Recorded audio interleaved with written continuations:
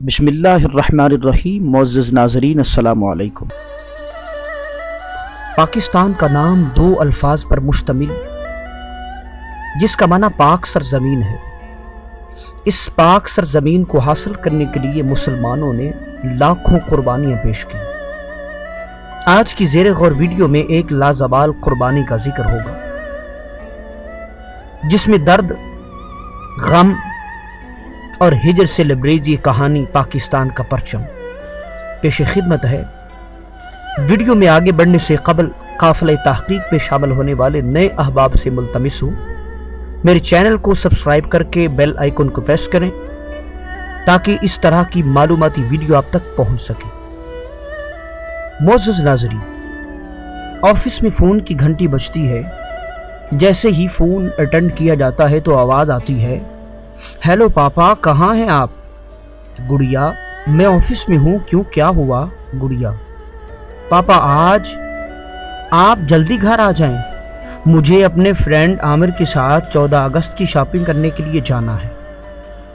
گھر بھی کوئی نہیں ہے، آپ بھی تو کالج سے ہی اپنے فرینڈ کے ساتھ شاپنگ کرنے چلی گئی۔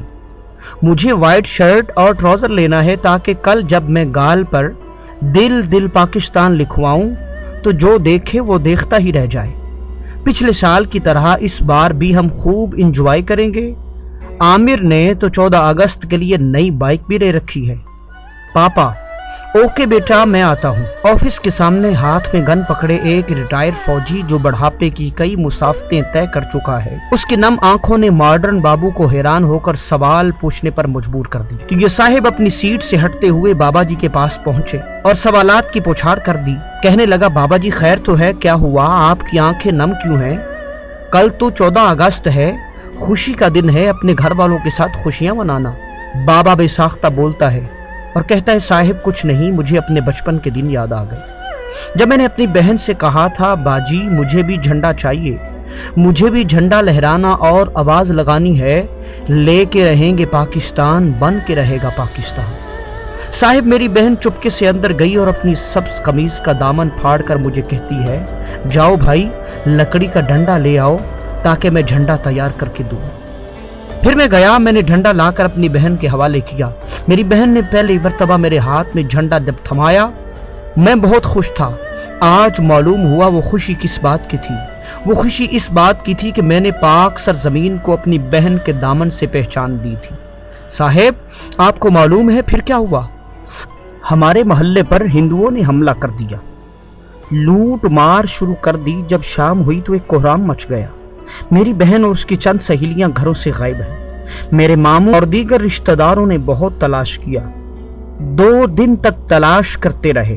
آخر کار 2 دن بعد میری بہن کھیتوں سے ملی۔ وہ اپنی عصمت لٹا چکی تھی پاکستان کے لیے۔ وہ ایک ذہنی مریضہ بن چکی تھی۔ اس کی زبان پر ایک ہی نعرہ تھا، بن کے رہے گا پاکستان، ہم لے کے رہیں گے پاکستان۔ صاحب میں چھوٹا تھا، میں ساری رات اپنی بہن سے لپٹ کر روتا رہا۔ نہ جانے رات کو کس پہر میرے ماموں لوگ آئے اور میری بہن کو کہیں اور لے گئے۔ میں نے اور میرے چاچو نے صبح ہونے سے پہلے ہی اپنا گھر بار چھوڑ دیا۔ ہمارے ہاتھ میں صرف ایک ہی جھنڈا تھا جسے میرے چاچو نے مجھ سے لے لیا۔ جب صبح میں نے دیکھا تو وہ اسے سینے سے لگا کر بہت رو رہے تھے اور میرے چاچو کہہ رہے تھے کہ تمہاری خاطر ہم نے اپنی بہنوں اور بیٹیوں کی عزتیں لٹوا دی، نہ جانے تم ہم سے اور کتنی دردناک قربانیاں لوگے۔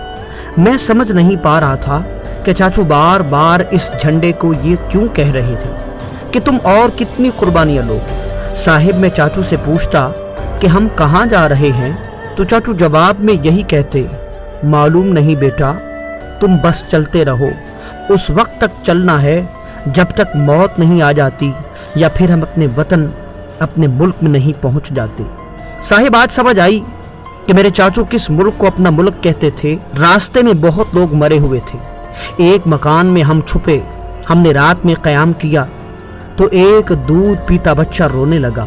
اس کی ماں نے اس کا گلا گھونٹ دیا تاکہ وہ ہمیں پکڑوا نہ دے۔ صاحب ہر طرف لاشیں بچھی تھیں اور گدھ اور جانور انہیں کھانے میں مصروف تھے۔ ہم کچھ لوگ رات کو وہیں رک گئے تاکہ اس جگہ رات گزار سکیں۔ اور صاحب معلوم ہے آپ کو ساری رات میرے چاچو کیا کرتے رہے؟ सारी रात मेरे चाचू मर्दों के बदन से कपड़े फाड़ फाड़ कर औरतों की लाशों पर डालते और रोते रहे, जागते रहे, ताकि जानवर मुसलमान माओं, बहनों और बेटियों की लाशों की बेहरमती न कर सके। और उसी दौरान न जाने कब आंख लग गई और वो थोड़ी देर ही सोए, रात को उठकर सफर शुरू कर दिया।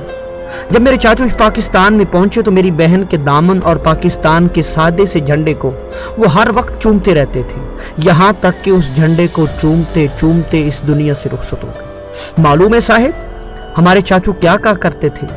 जब भी कोई शख्स भारत की बात करता तो आप रोने लग जाते और कहते, खुदा के लिए उस मुल्क का नाम मत लो जिसने पाकिस्तान की कीमत हमसे हमारी माओं, बहनों और बेटियों की इज्जतें लूट कर वसूल की है। साहिब देखो ना, जिन इज्जतों को बचाने के लिए हमारी माओं और बहनों ने कुओं के अंदर छलांगे तक लगा दी, उन्हें आज हमारी बेटियां सरेआम नीलाम करती फिर रही हैं।